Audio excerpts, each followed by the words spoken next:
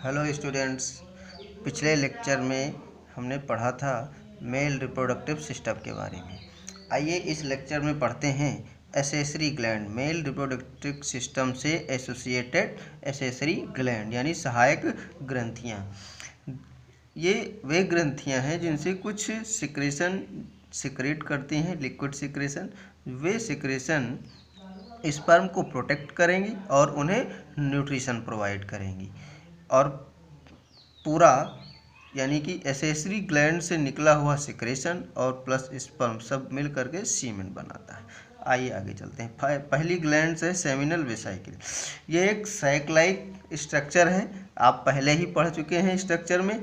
एक sac like structure है और वास्ट डिफरेंस से जा करके इसकी डक्ट कनेक्ट होती है। जब कनेक्ट हो जाती है तो हम उसको इजैकुलेटरी डक्ट कहने लगते हैं। और इसके सिक्रेशन में मुख्य रूप से फ्रक्टोज शुगर, प्रोस्टाग्लैंडिन हार्मोन और सेमिनोजेलिन प्रोटीन पाया जाता है। इसके टोटल सिक्रेशन की यदि बात करें तो it contribute about 60 to 75% fluid of total semen, यानी टोटल सीमेन का 60 से 75% पार्ट सेमिनल फ्लूइड से बनता है। अब बात कर लेते हैं। ये एल्कलाइन नेचर का होता है, यानी कि क्षारीय होता है।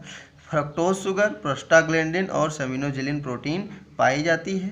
फ्रक्टोज शुगर स्पर्म को न्यूट्रिशन प्रोवाइड करता है। फ्रक्टोज शुगर जैसा हम जानते हैं फ्रूट जूस में फ्रक्टोज शुगर पाया जाता है, यानी कि स्पर्म को न्यूट्रिशन प्रोवाइड करने का काम फ्रक्टोज शुगर करते हैं। प्रोस्टाग्लैंडिन हार्मोन, ये एक स्पेशल टाइप के हार्मोन होते हैं, हार्मोन मान करके इनको चलते हैं, हालांकि हार्मोन नहीं। प्रोस्टाग्लैंडिन्स एक स्पेशल टाइप से केमिकल्स हैं जो यूट्राइन वाल और वेजाइनल वाल में कॉन्ट्रैक्शन पैदा करते हैं और इस कॉन्ट्रैक्शन के परिणाम स्वरूप स्पर्म को मूवमेंट में आसानी होती है। इसका मतलब they provide easy movement to sperm. एक है सेमिनोजेलिन प्रोटीन। ये सेमिनोजेलिन प्रोटीन ये क्या काम करता है, सीमेन को कोएगुलेट करने में मदद करता है, कोएगुलेशन ऑफ सीमेन में मदद करता है। नेक्स्ट है प्रोस्टेट ग्लैंड। ये आप पहले ही पढ़ चुके हैं। यूरिथ्रा, जैसे ही यूरेटर से निकलता है तो ये यूरिथ्रा एक चेस्टनट यानी सिंघाड़े के समान एक ग्लैंड से पास होता है, जिसे कहा जाता है प्रोस्टेट ग्लैंड। अब ये प्रोस्टेट ग्लैंड, इसका जो सिक्रीशन होता है वो एक्चुअली एसिडिक होता है, स्लाइटली एसिडिक होता है। क्यों? क्योंकि इसमें साइट्रिक एसिड पाया जाता है। ये एक और मिल्की कलर का ये सिक्रेशन सिक्रेट करता है। फास्फेटेज, लाइसोजाइम और कुछ एमाइलेज एंजाइम पाए जाते हैं। लाइसोजाइम एंजाइम से आप पहले से ही परिचित हैं, सलाइवा में और टीयर में पाया जाता है। एंटीबैक्टीरियल एंजाइम है।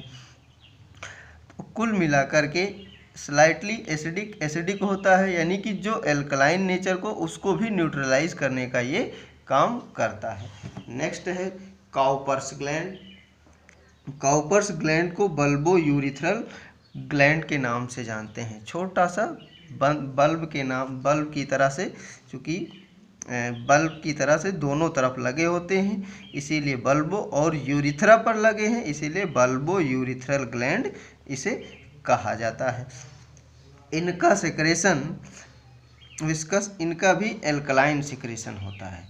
तो ये मेनली इनका काम होता है कि ये यूरिथ्रा को लुब्रिकेशन का काम करते हैं। इसका मतलब they provide easy movement to sperm and help in copulation. इसके बाद में हम बात करेंगे फीमेल रिप्रोडक्टिव सिस्टम की। स्ट्रक्चर हमने आपको पहले ही भेज दिया है बच्चों। फीमेल रिप्रोडक्टिव सिस्टम की यदि बात करें तो आप इसमें देखेंगे कि जो फर्स्ट नेसेसरी या एसेसरी मेन सेक्स आर्गन है वो पेयर्ड ओवरी होती है। पेयर्ड ओवरी जो एब्डोमिनल रीजन में दोनों यूट्रस के दोनों तरफ सिचुएटेड होती है। प्रत्येक ओवरी बाहर की तरफ बॉडी वाल से और अंदर की तरफ यूट्रस की वाल से लिगामेंट के द्वारा अटैच होती है, इसे ओवेरियन लिगामेंट कहा जाता है। अब ओवरी के बाद में नेक्स्ट पार्ट आता है ओविडक्ट। ओविडक्ट या फैलोपियन ट्यूब, ये भी पेयर्ड फैलोपियन ट्यूब या पेयर्ड ओविडक्ट पाए जाते हैं।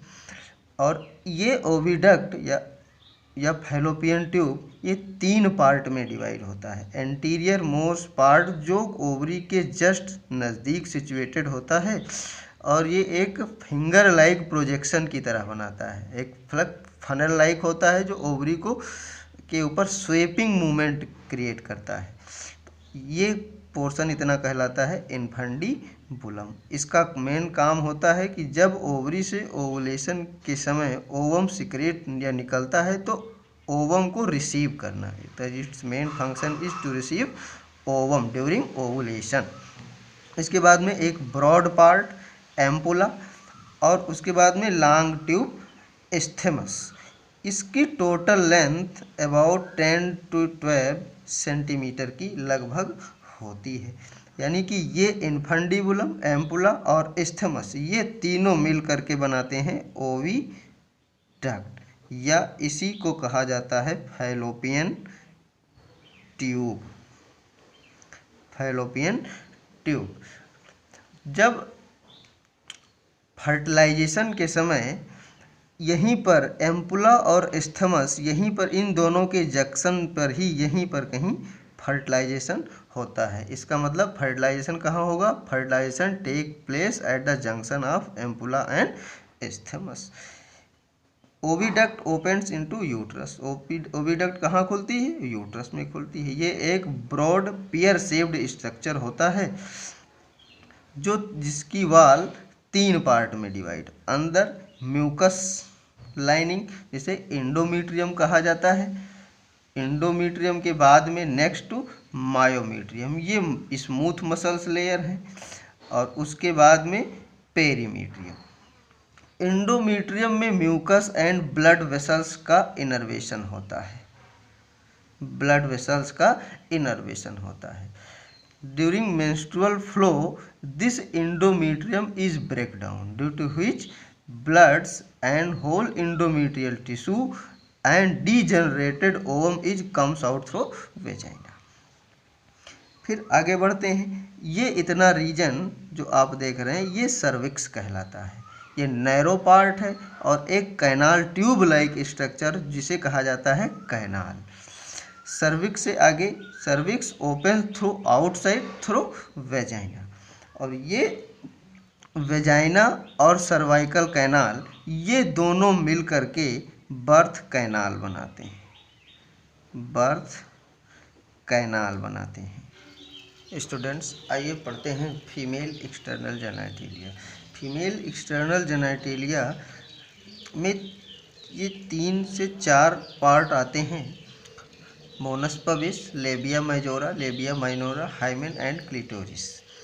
एक एक करते थोड़ी थोड़ी जानकारी ले लेते हैं। मोनस पबिस इट एक कुशन लाइक फैटी टिश्यू, ये एक फैटी टिश्यू है जो स्किन एंड प्यूबिक हेयर से कवर्ड होता है। लेबिया मेजोरा एक फोल्ड ऑफ टिश्यू है that extends from Moonis pubis and covers the vaginal opening. यानी कि ये वेजाइनल ओपनिंग टोटल को एक फोल्ड है, स्किन का फोल्ड है जो टिश्यू का कवर रखता है। इसके जस्ट नीचे मेजोरा के नीचे लेबिया माइनोरा पाया जाता है। ये भी एक फोल्ड ऑफ टिश्यू ही है। मेजोरा के अंदर होते हैं इसीलिए इनको लेबिया माइनोरा कहा जाता है। Hymen it is a membrane like structure that partially covered the vaginal opening. एक मेम्ब्रेन है जो वेजाइनल ओपनिंग को पार्शियली कवर्ड रखती है। नेक्स्ट आते हैं क्लिटोरिस। एक टिनी फिंगर लाइक प्रोजेक्शन होता है जो अपर लेबिया माइनोरा के जंक्शन पर पाया जाता है। इट इज़ होमोलागस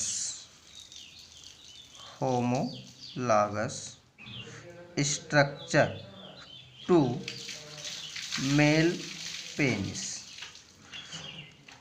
नेक्स्ट बात कर लेते हैं एसेसरी रिप्रोडक्टिव ग्लैंड्स की। जिस प्रकार से मेल में एसेसरी रिप्रोडक्टिव ग्लैंड्स पाई जाती थी, बेसिकली बात याद करिए हमने बात किया था बल्बो यूरिथ्रल ग्लैंड्स या कॉपर्स ग्लैंड की। ठीक उसी प्रकार से फीमेल में एक ग्लैंड पाई जाती हैं बर्थोलिन ग्लैंड या बल्बो वेस्टिबुलर ग्लैंड। ये glands either side of vaginal opening, vaginal opening जहाँ ओपनिंग होती है उसी पर साइड में पाई जाती हैं। Their secretion lubricate the vagina during copulation. ये लुब्रिकेशन का यानी इनका सेक्रेशन लुब्रिकेशन का काम करती हैं। नेक्स्ट ग्लैंड है मेमरी ग्लैंड। ये जैसा कि जानते हैं कि मैमल्स यानी कि presence of mammary gland is the characteristic feature of all mammal. जितने मैमल्स हैं मेमरी ग्लैंड का पाया जाना उनका कैरेक्टरिस्टिक्स फीचर होता है। और ये मेमरी ग्लैंड्स प्रेजेंट होती हैं इनसाइड द ब्रेस्ट।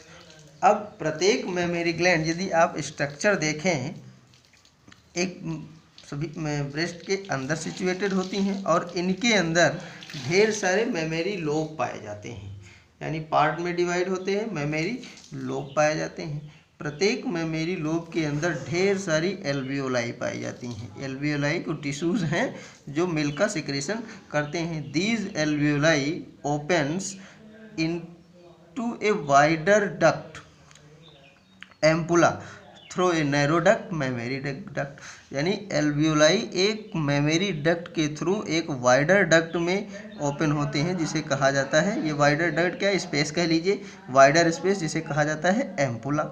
और ये ampulla opens outside through lactiferous ducts, यानी लैटिसिफेरस डक्ट के थ्रू एम्पुला आउटसाइड ओपन्स होता है इनटू द निप्पल। निप्पल के चारों तरफ एक a dark coloured area around nipple is called areola. ये इतना आप देख पा रहे हैं। मसल्स दो यहाँ पर आपको दिख रही हैं, intercostal muscles and pectoralis major muscles.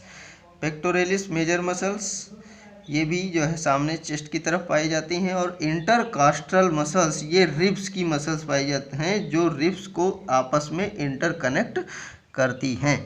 और ढेर सारा यहाँ पर आप फैट डिपोजिशन यानी कि एडिपोज टिश्यू देख रहते हैं। ये फैट डिपोजिशन यानी एडिपोज डिपोजिशन का अमाउंट वेरिएबल होता है, वेरिएबल यानी differ in different person. Okay, thank you.